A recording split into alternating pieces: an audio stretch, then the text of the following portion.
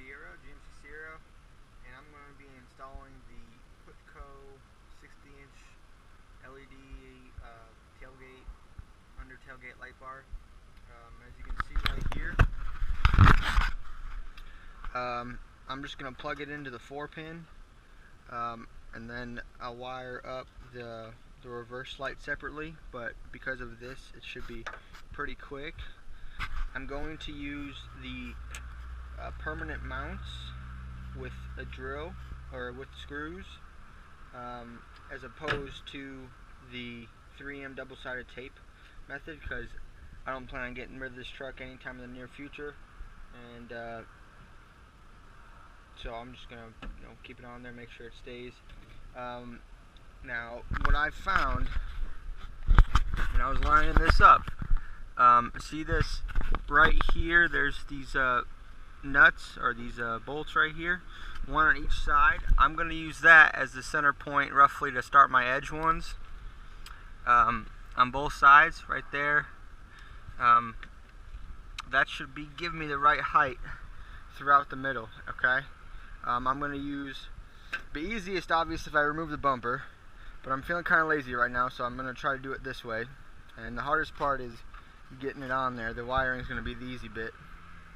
But oh, because obviously I can't screw, these sit like this, right? These sit right in top of it and then it clips in. Because I can't screw when this is sitting on there, I'm gonna line up put a hole in the edge ones right by that screw. So I'm gonna stick this back there and get my drill in place. You're gonna need some kind of extension. I've only got this guy right here. Okay, that's the only extension I have, so obviously it's a little bit overkill, but I'm going to use it. So this is a factory 7-pin. On the underside we have this 4-pin thinger right here, right? And the problem with this is there's no ground pin right here, so I've got a replacement from eTrailer.com. I will show you what we're going to remove that centerpiece with when we do the wiring. Right here, it's going to be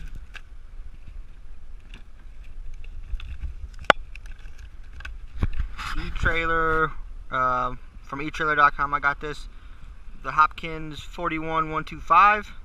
It's basically a new 3-way, and it has an extendable 4-way that'll plug right into our light bar, and then I'll just since this has got to come over here, and the light bar wiring is supposed to be on the right side, so I'm glad there is a length of wire, so I can run it over here now, zip tie it up, and try to make it look as neat as possible.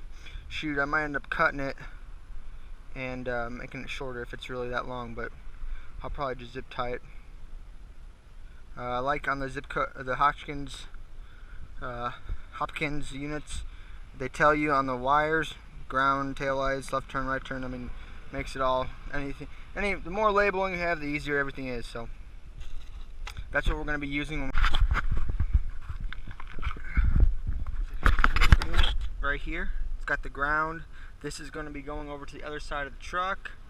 It looks like to be the perfect length too, to fit our light bar, and I'll just keep the light bar ends tied up. What I'm going to do before I install the light bar, I'm going to put this in, attach the ground. We're going to use the factory ground point for the factory trailer wiring, and then I'm going to test it, plug it and test it to make sure it lights up, and we've got the right blinkers on the right side before I actually put it in. So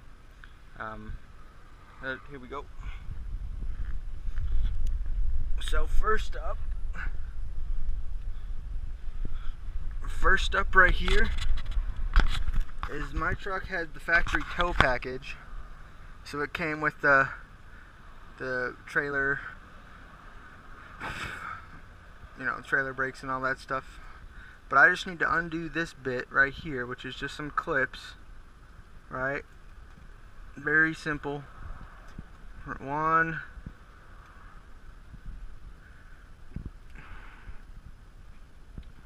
2. Okay, So that's what I'm replacing this unit with right here. It's gonna be, should be identical, and should go right in. Let's check it out. Okay. Like I was saying, the wiring part of this, at least for the reverse wire, might be a little bit trickier, but this part is the easiest part of the whole thing. Get it in there.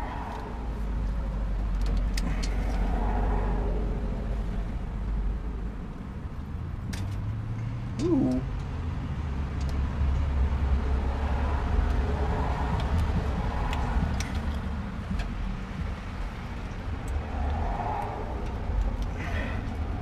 It wants to really go, or it doesn't want to go.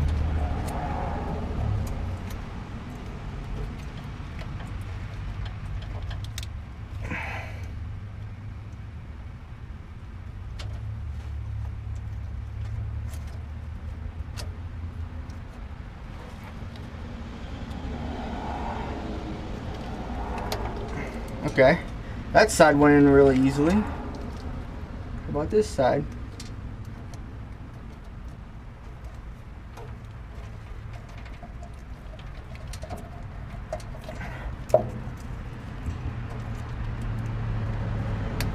Okay, we got that both in. Grounding point, I'm just going to use this bolt right here. I'm just going to undo it. I could use this one, it's factory one, but this one clearly, in terms of length, shoot, it's already ready to go. Can't beat it, so that's what I'm going to use. Hopefully it fits. Might have to drill just a smidge bigger, but it should get the job done. Okay, one thing that I didn't mention this kit came with, don't forget your terminal grease before you plug them in. I'm going to do that before I put them on. And also for the ground, it comes with a screw that we're going to drill right into the side of my trailer hitch. That'll be my ground for the white wire, okay? So we're about to drill a hole. I'm going to drill it. I'm going to drill one right about here. That way I can attach my ground right through there, and it should hold on pretty good. Obviously make sure to do one smaller than your screw size. Make sure to do one smaller than the size of the screw you're using.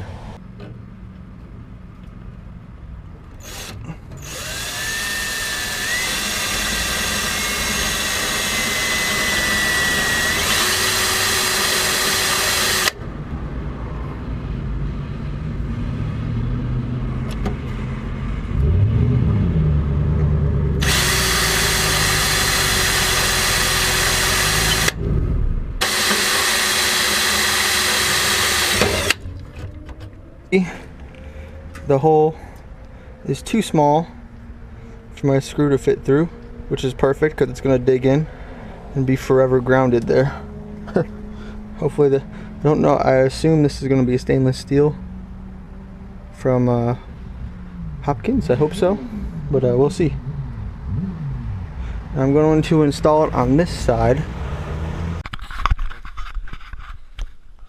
We just did a test with the wire plugged in. It did work. And a left blinker, left side is wires coming out driver's side. That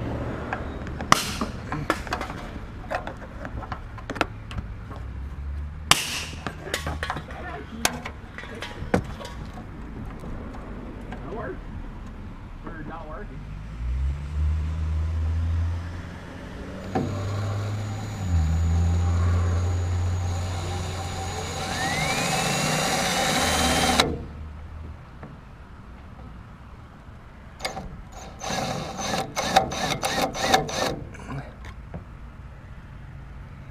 Does that need to... Oh.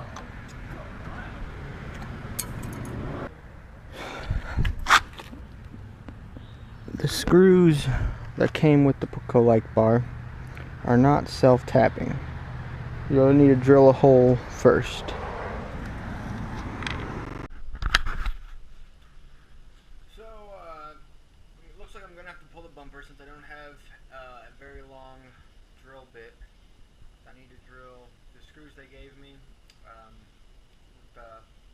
light bar. They're not quite, they won't make their own hole, so you do have to drill a little hole through, and to do that, I got to remove the bumper, unfortunately. The good news is it's only 4 bolts. The bad news is if you don't have automatic stuff, power tools, or if you don't have, or maybe if you've got a truck from the north and you've got the rust stuff, it could be a little bit tougher, but I've already pulled this off a couple months ago, and so it should come off pretty easy for me, especially being a southern truck. Okay, guys, bumper is pretty much ready to come off. There's 6 bolts, not 4, 6. 1 here and 2 on the frame. 2 on the frame and 1 underneath. All 18 millimeters. If you got your 7-way, make sure you undo it off this. There's your light bulbs back there. You make sure you get those off, and it should just slide off.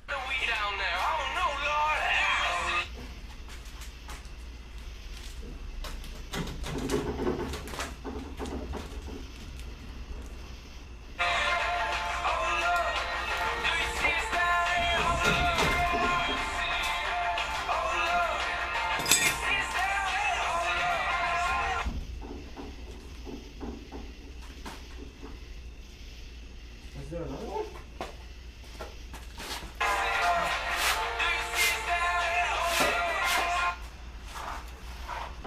Must be.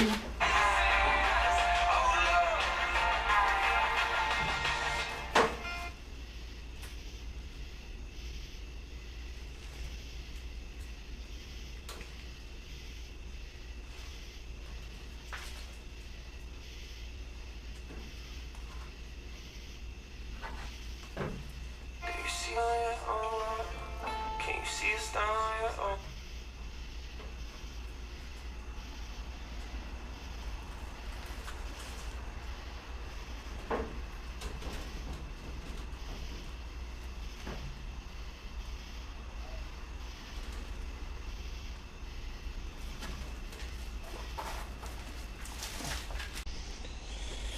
Okay, to remove your bumper, there's going to be 8 bolts. The 2 on the end are just a bolt. They're threaded into there, so there's no nut. The 2 in the middle will have a nut. I lost the nut. I gotta find it for that one.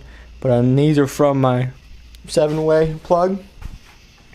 Make sure you stick up your hand up in there. Get the socket out of your lights. Other than that, 1, 2, 3, 4, 5, 6, 7, 8. 1 bulb, 2 bulb, twist them out. Make sure this is down. The bumper's coming out. Once again, note that we're putting them about right here. And it should just come out.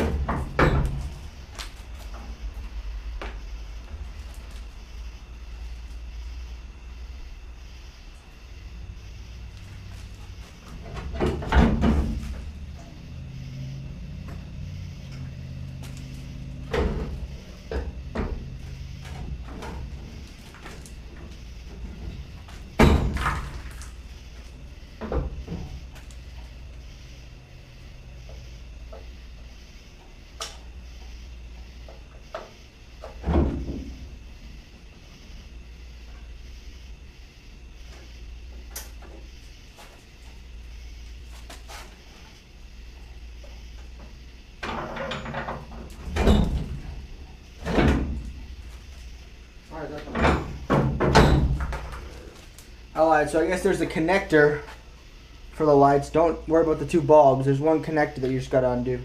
A lot easier last time. There we go.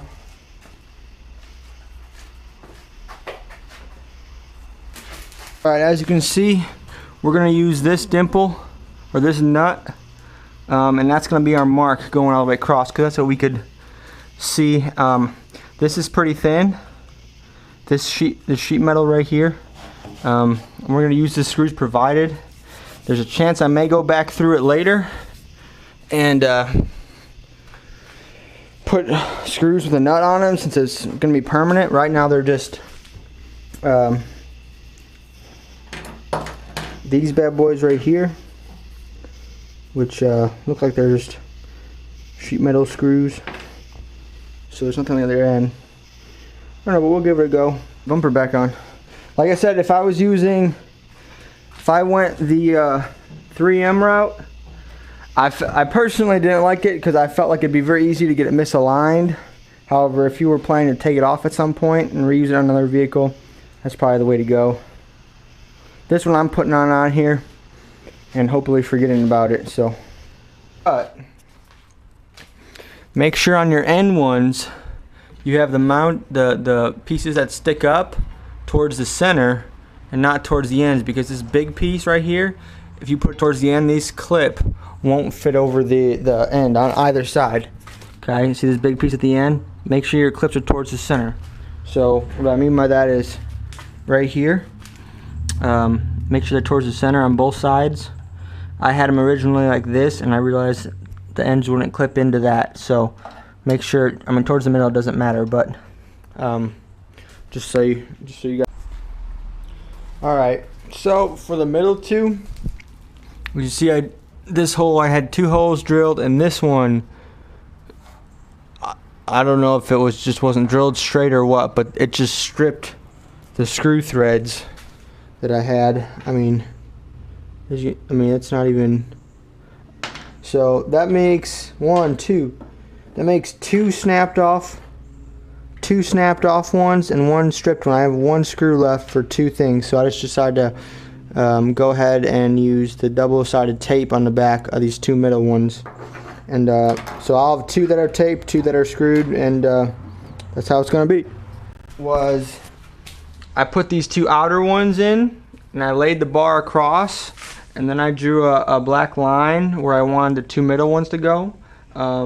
Then I took the bar back off, and then I put these in place, and now I'm gonna add the bar on. On the Putco test video that I'll have in the link, he said that make sure your wires go on the right side. But when I tested mine, I definitely needed the wires on the left side to match up, left blinker, right blinker, and all that stuff. So for me, left side is going to be my wires.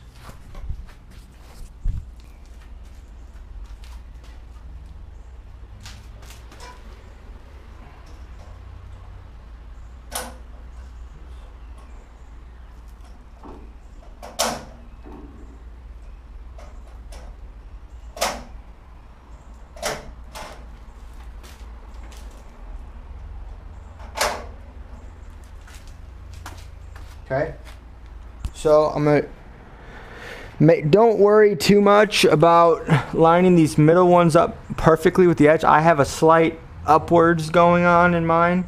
I did that just because I just wanted to make sure I could see it over the bumper. However, now that I look at it, it does look to be a little bit more upward than I maybe needed, but oh well. But the middle bends. When I had just the 2 ends ones, the middle does bend up and down probably a good 1.5 inches maybe. So there is flexibility. So as long as you have it, somewhere close, don't worry about having this perfectly measured with a level fitment going straight across. They will still snap in, no problem. So like I said, I got mine drilled, taped in the middle. If I could do it again right now, I'd probably just tape them all 4 of them, because it's a lot faster and certainly a lot easier. But whatever. For sure those top side 2 aren't coming out because they're drilled in, screwed in. So I'll do a quick test.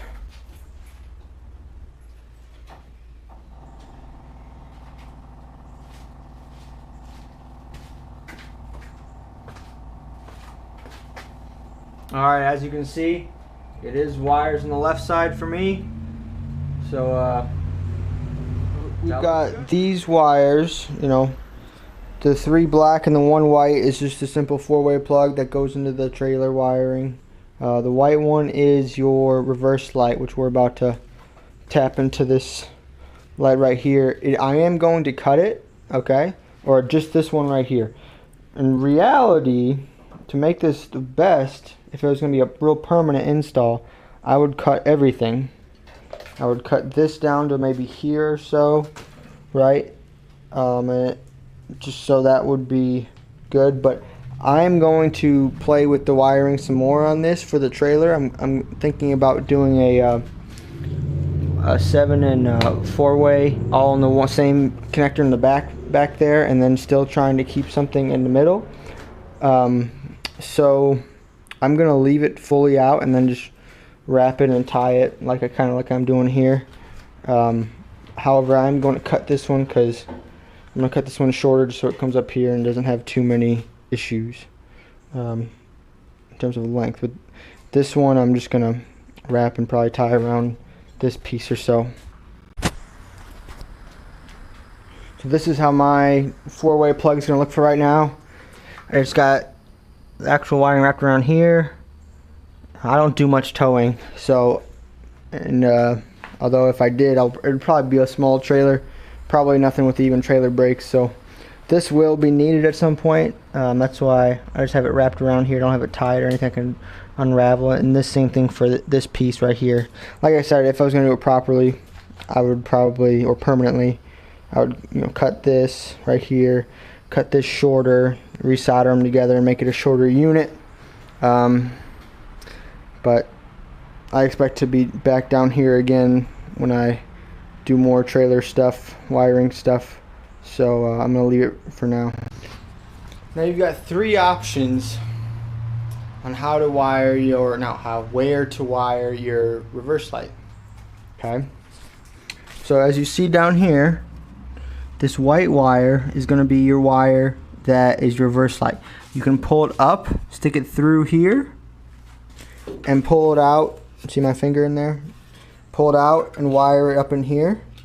You can pull it down and bring it straight up through the hole in the bottom and pinch them off right here. Or if that's still too much wire for you, this is probably the safest connection point. However, or you can go underneath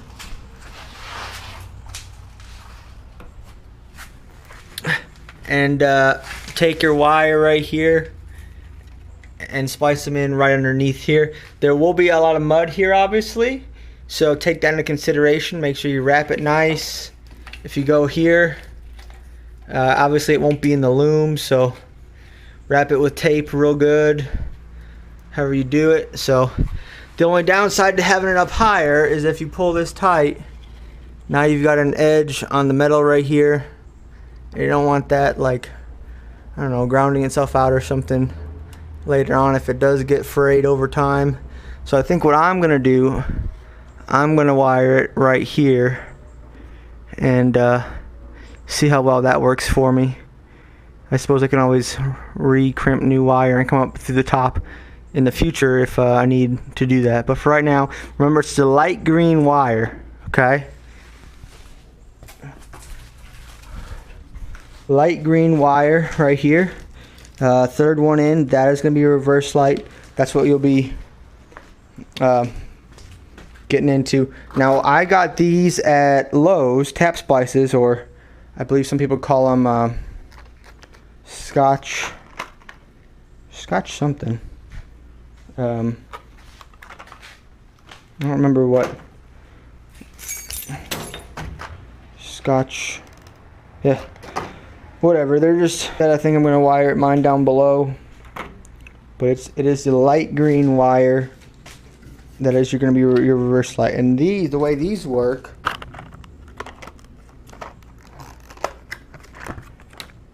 These are like $5 for the pack. You had to buy all of them at once. Okay, so how these are going to work, there's no crimping. You're just going to take your main wire,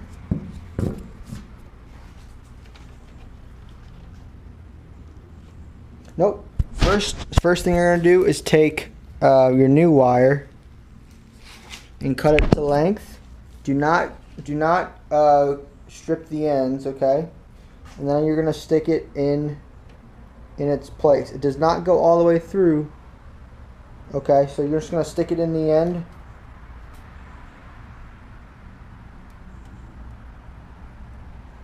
Okay, so it's gonna look like that. Stick it in. It does not go all the way through on that original one. And then you're gonna take your green wire, slide it in this side, and this metal piece is gonna slice between both wires, keeping a constant contact with the metal for both of them, and transferring the current, and thereby bringing whatever is going to this green one also is going to this one. Okay, so it should work just fine. We're gonna try. I'm gonna do it down below, just because I know it's dirtier. I just feel bad having that wire kind of tight up against the metal. It would be right would be right here. It's a little, I mean,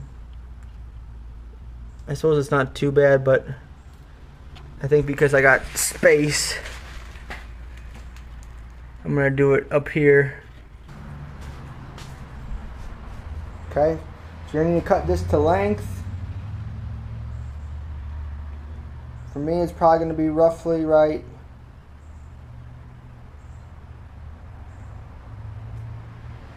there, I'm thinking. Just want to make sure I got a little bit of play underneath, okay?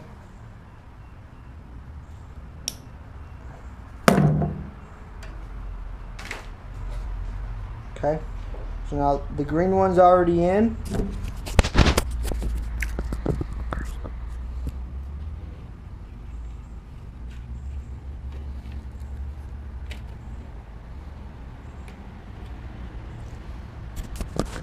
Make sure you see how there's one end empty.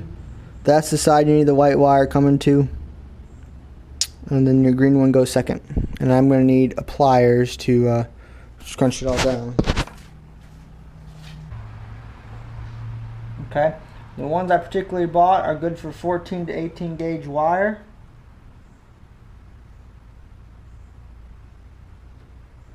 This white wire doesn't say what it is, but we're going to try it and see if it works.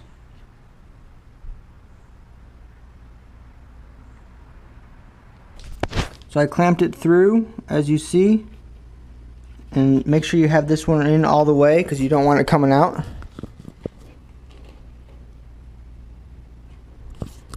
I tug on that and that's tight, so that's good. So now you just clamp this over, and that should be all that's needed to wire up my reverse light. I'm going to put some electric tape on this and slide this back into the loom. I like it being up in here. It's very protected. But let's do that. So we have it all wired up, and I already tested it once, so I know it's working.